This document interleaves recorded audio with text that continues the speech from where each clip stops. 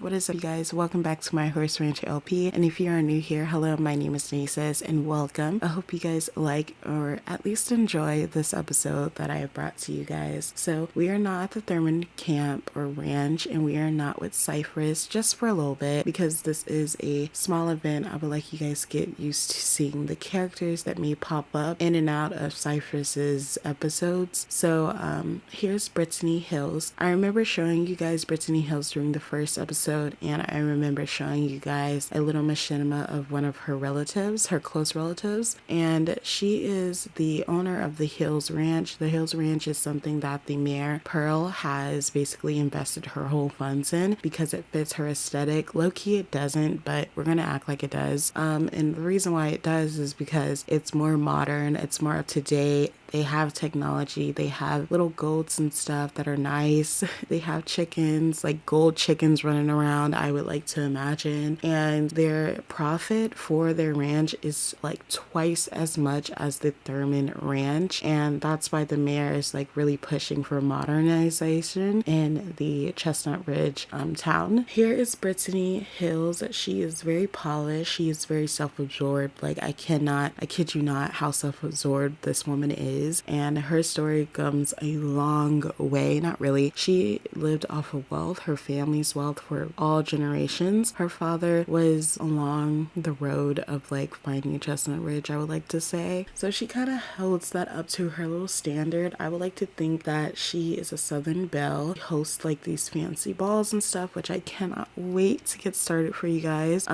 She's very popular at being like this wealthy woman. Not a lot of people mentally care about her. They just know her and like her because of her status and her wealth, and she's very aware of that, and she uses that to her advantage. Here's another name, Brittany Hills, and there's a good reason why it's like that. So Avery behind him, that's Avery. Avery's father, who we see right now, his name's Brittany, and Brittany, Avery's mother, the one that I just showed, she actually like wanted to marry him because she had this dream of being complete with her life, really. So she's very traditional. She's very like straightforward. She knows who she likes and she knows what she wants, so she will get it. And the reason why she married Brittany is because Brittany is a very like old style man. He likes to go chop wood, he likes to go hunt, he likes to ride horses, he likes to take care of the chickens and like goats and stuff like that. He does know how to cook here and there, but he loves playing the piano, which hopefully he'll actually do on default,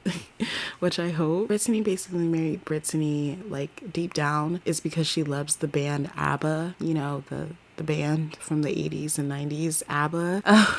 And it was supposed to spell ABBA, but because the Brittany's, they weren't able to conceive another child, it's spelled AB.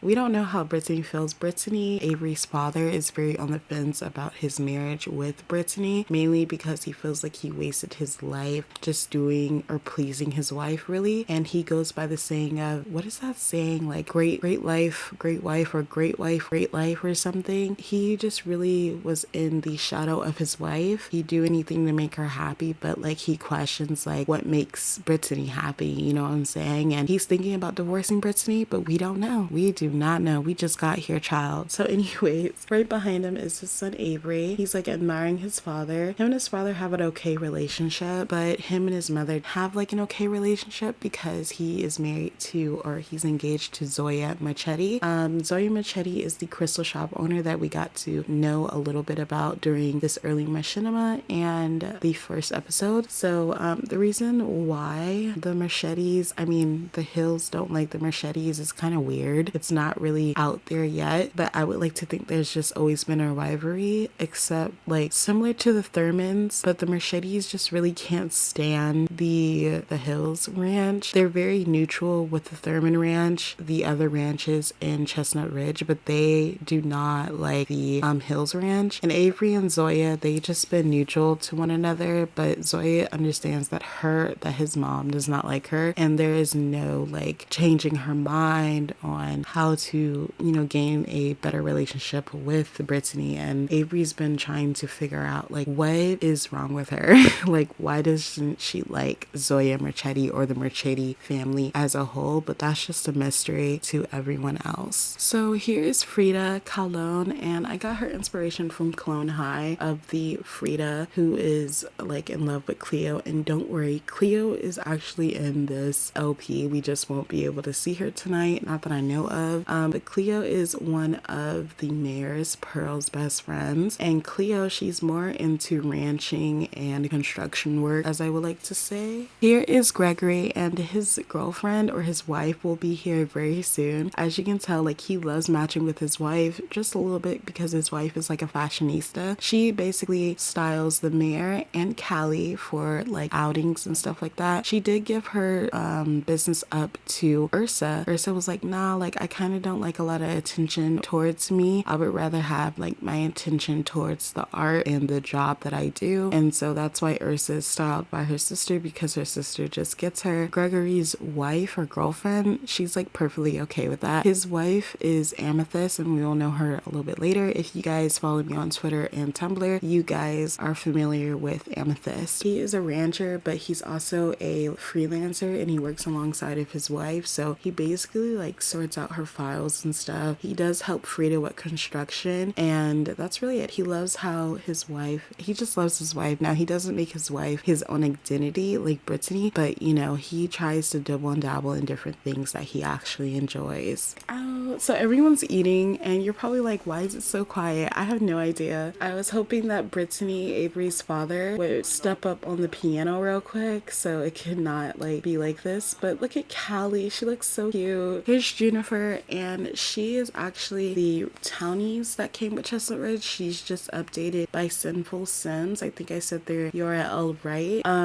But yeah, she is basically here only because she heard that Sergio and Genesis were going to be here. Her and her I was gonna say father, but her and her husband, they take turns going to the Hills parties and stuff. Sometimes they come together, sometimes they don't, and the only reason why is because, like I said, they can only tolerate Brittany Hills, but they enjoy Avery and Brittany. So yeah, let me know if this is confusing because I will keep saying Avery's mom and Avery's dad so you guys can understand like which Brittany I'm talking about, but I hope you guys enjoy this. Okay, here's Watson, and he does have a crush on Scope. You guys will learn more about Scope when she comes to the party. Hopefully she does. Watson, he's a very chill person. He works in construction, and he does help with building ranches, upgrading parks, upgrading restaurants and stuff like that. And I would believe like Brittany decided to bring all these people together because they all have something in common, and it's probably to investigate on what happened at the crystal shop. Really, Brittany really just throws these parties to be involved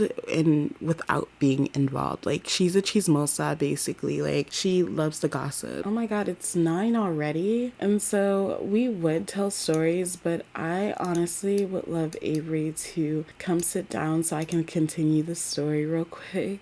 So Avery's basically talking about, you know, just regular things like a soccer game, I guess, some of the events that will be happening in the ranch, and he's actually talking to, like I said, Cypress. So I would like to think that he's like, oh, like, what ranch are you a part of? And Cypress is like, oh, I'm a part of the Thurman Ranch. And he's like, oh, word? Like, I didn't think they had a son. And Cypress is like, yeah. My dad like hid me from the world, but the world really hid him from me. Okay, I'm gonna stop. Avery's actually talking to all of them, and he mentions the burning of the crystal shop. He does not mention that he is engaged to the owner of the crystal shop, who's Zoya, by the way. And he's like, oh, so like you were there, so like did you see how it burned down and stuff? And he's like, nah, like I didn't see nothing. Like it was just like collapse. Everything just collapsed for real. And so Greggy's like, well, that's more work for us, period. I like that. But, you know, it kind of sucks for Zoya because Gregory is so nasty. Why did he fart? Gregory is like, it kind of sucks for us, kind of sucks for Zoya because she is the owner of the shop. A good thing she has insurance for the shop to get rebuilt. And, you know, hopefully she'll contact us. I was hoping that she'd be at this party. So Cypress is like, oh, do you think it was like a scheme maybe for the, I don't know, her family to you know, get more money out of their insurance and stuff because it's a business. She really loves that store. Like, you really have to meet Zoya. She loves the store. Everyone loves the store. Like, my wife goes there all the time, and it's kind of like on our budget list to like keep going every single time we go, is to spend like a few $100 on some crystals and stuff. Like, it's a small store, but it really does like help Chestnut Ridge out. It has history basically. And Cypress is like, oh, like I didn't know about that. Like, I didn't really take it that serious. I thought it was just a store with expensive shit and it's unorganized and stuff like that. So Pearl just basically came to tell me, Gregory is like, you know what? Like, I haven't met you. This is a good time to like get to know you a little bit. How about I invite you to dinner or like brunch after my shift working on the farm? And Cypress is like, you know what? I'm down. I've been around a lot of women lately and I would love to honestly hang out with you. So, and okay, well, that's my fault, y'all. So we're back in Cypress's point of view, and he decided to actually go and hang out with the fellas. Avery could not make it because he's too busy like coping with his fiance about the store, and right now he's just trying to like get some friends or whatever because kind of needs to like de-stress. And I would like to focus on this sim right here. She is one of the townies that was featured in the oh my god, what am I doing? No, y'all, this sim right here, I literally cannot fathom how the sim looks. So do you guys remember the Horse Ranch pack trailer? And there was like that main sim. Anyways, here's Danny. She's usually in your game in Chestnut Ridge if you have it. And I decided to download the Sinful Sims Townie remake of Danny, and oh my god, she is so beautiful, or they're so beautiful. I don't really know their identity yet, but I would like to think Danny has a crush on Ursa. Ursa doesn't know. Ursa's really just in her mind because, again, like Ellis, the mayor of Pearl, has a crush on Ursa, and Ursa's just like she's just trying to win a trophy, please her dad. She doesn't really care about relationships right now, and it's the fact that two people are like gushing over her, which is so adorable. But we're gonna talk to Danny about Chestnut Ridge a little bit, just so Cypress could honestly like make new friends and, you know, not visit Pearl, because I think Pearl is here at the bar. I'm not really sure. But yeah, last night we did go to the dinner party with the Hills, and I introduced you guys to some side characters, having a little bit of fun with the guys. And yes, that is Pearl on the side. She decided to pop up. So did Callie. I feel like they're just ear hustling. This place is really nosy because nothing really happens in this small town. So it is kind of weird to like see these people interact with one another all at once. And so they're all talking to one another, and they're like, so like you didn't see nothing? Like there wasn't anything left under the rubbish and stuff like that? And Cypress is like, nah, like there was literally nothing at all. But remember, you guys, like during that whole, when he came back from woohooing with Pearl, he did find a vase, and he also found a unicorn. He's not telling anybody about that because it's none of their business really. And we do know where that rose and vase is. It's very confidential. I cannot tell y'all. It's in his inventory, by the way. He's really just talking to the guys really about the mystery burning of the crystal shop, because it's been like everyone's concern really, because everyone goes there to hang out, to socialize, to get updated clothes, and to buy some, you know, knickknacks and stuff, especially if you're like a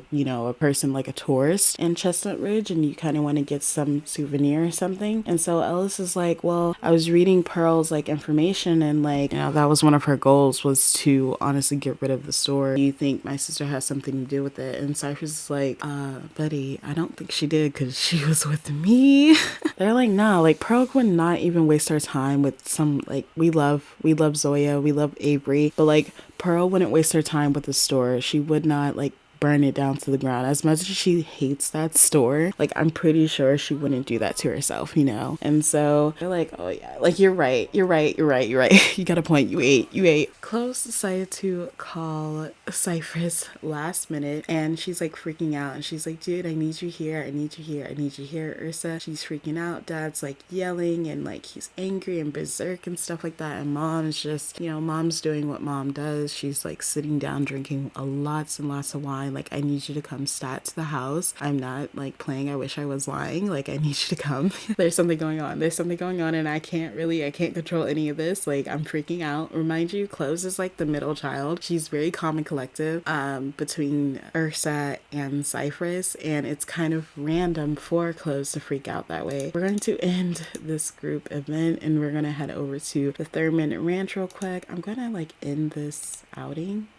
So I don't know if I said this, I don't know if my mic was mute or whatever, but 𝙗𝐲 decided to call Cypress randomly out of panic or frantic and tell him to come to the house because dad is like flipping off on literally everyone because he's trying to figure out why there's a unicorn in their ranch, which honestly it would be nice to have another horse, especially a unicorn, to boost up the ranch, but like his dad is just like furious because he's like, dude, I can only afford 2 horses right now and they are like our top attraction right now and stuff like that. He doesn't really know how to put those words into play, and so he's just like yelling at Cypress once Cypress gets back to the house, and he's just like going in on him just because he's basically the son of the family. He doesn't want to go off on everyone else because they're women, and he just wants to use his anger on Cypress. And I feel like he's just like, look, this is some BS. Like, why didn't you tell me? Where'd you get this unicorn from? And he's like, dude, like, it's just a unicorn. Maybe you can, use it for the ranch and get some attraction. And he's like, I don't want to hear it, Cypress. You try to run a ranch for fucking God's sake. I'm sorry for the language, but this is how I talk. So he's just like, look, don't tell me how to run my ranch, man. You left to go do whatever you want to do with your business. I think you should mind your business about how I run my ranch and go deal with your business and stuff, or whatever you call it, whatever you call it, if you even have, a business. And he's like, dude, like, it's real estate, like that's what I'm in. And he's like, real estate, you could be a rancher. And he's like, dad, like, are you serious? That's not what I want to do. You have 𝙒𝙖, who is a rancher, who enjoys being a rancher, who enjoys being an equestrian person, who literally trains horses. Why can't you just accept her for doing what she wants? And Sergio's just not having it at all, one bit. And he's just like over it. He's just like, look, don't tell me how to run my family. You get a family once you marry a good woman, like I married your mom, and then you can come to me and talk to me like a man. And he's like, oh, I'm not a man now, period. Y'all, let me cook. I'm talking. He's like, dude, I just came back, and like you're now like telling me I'm not a man. You don't like the job that I have. You're annoyed that I brought a unicorn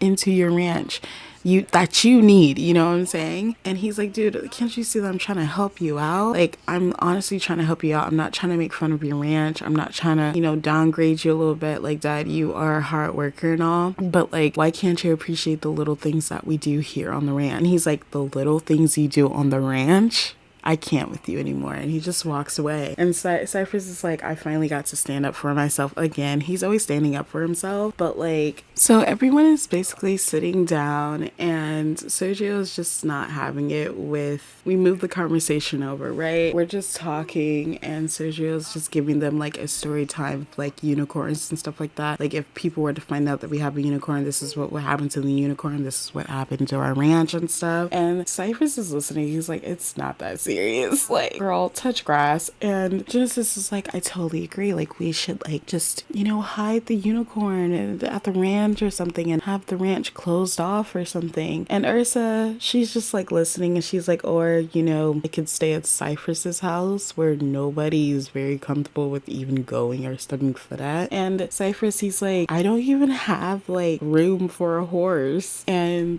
Genesis is like, well, honey, why did the horse even follow you? Like, why did the horse follow you in the first place? And 𝙒𝙖 is like, it's probably because, the horse basically enjoyed his energy or something. And so Cypress is like, energy? Like, come on now. I don't have horse-like energy. I don't like horses. I don't even know how to take care of a horse. And 𝙒𝙖 is like, I can show you how to take care of a horse. I'm a horse trainer and a rancher at the very own Sergio Thurman Horse Ranch. And so Sergio's like, I don't know about this, man. Like, it's a good idea, but it's not a good idea. Like, okay, like, this is what we're going to do. We're going to build you a little, horse thing stuff, and the horse is going to stay with you. 𝙒𝙖 and I will come over to train the horse and stuff, and, we'll help you with this. And 𝙒𝙖's like, yeah, yeah, that sounds like a very, very good idea. And Chloe's just like, well, you know, we can plan something, distract the people into, you know, going to the hills more, because the hills is going to be having like this big ball or whatever for people to come. And Cypress, he's listening. He's listening to everything. He's like, you know what, honestly, this is a good idea. I train this horse and whatever, and we distract them with getting more people into the Hills Ranch instead of Thurman Ranch. Personally, I would think that Sergio is kind of like thinking in his mind right now, like, that's less revenue that they're getting for the ranch. How will they fund for the ranch and stuff like that? And I personally feel like Ursa's like, honestly, we don't have to worry about the funding for the ranch, because during the race we have donations and stuff, and people would love to donate to the Hills and Thurman Ranch at the same time. So like, we're fine with investments and revenue, Dad. Like, relax. And Genesis is like, you know what? You got a point. You got a point. You ate there with that idea. We can most definitely do that. We can do donations and stuff. We're trying to renovate the ranch or something. Sergio's just thinking in his head, like, oh my God, like, what am I honestly going to do with these people? Like, it's a good idea even, but like, training a unicorn in Chestnut Ridge, it's literally a unicorn in Chestnut Ridge. This is going to be a headache, really. And so I'm going to end this episode here, because it's been an hour since I've been filming, and I kind of wanted it to be short, in like 25 minutes. Hopefully I can get there. 30 to 25 minutes is what I'm trying to reach with these episodes. I don't want them to be too long. I don't want them to be overwhelming. The next episode will have like a ball and stuff, and we'll get to know more about Zoya and her family secrets and yada yada yada. So anyways, thank you guys for tuning in. Please leave a like and a comment below on what you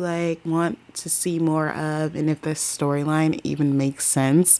I filmed this like 6 times, and I am finally proud with what I came up with.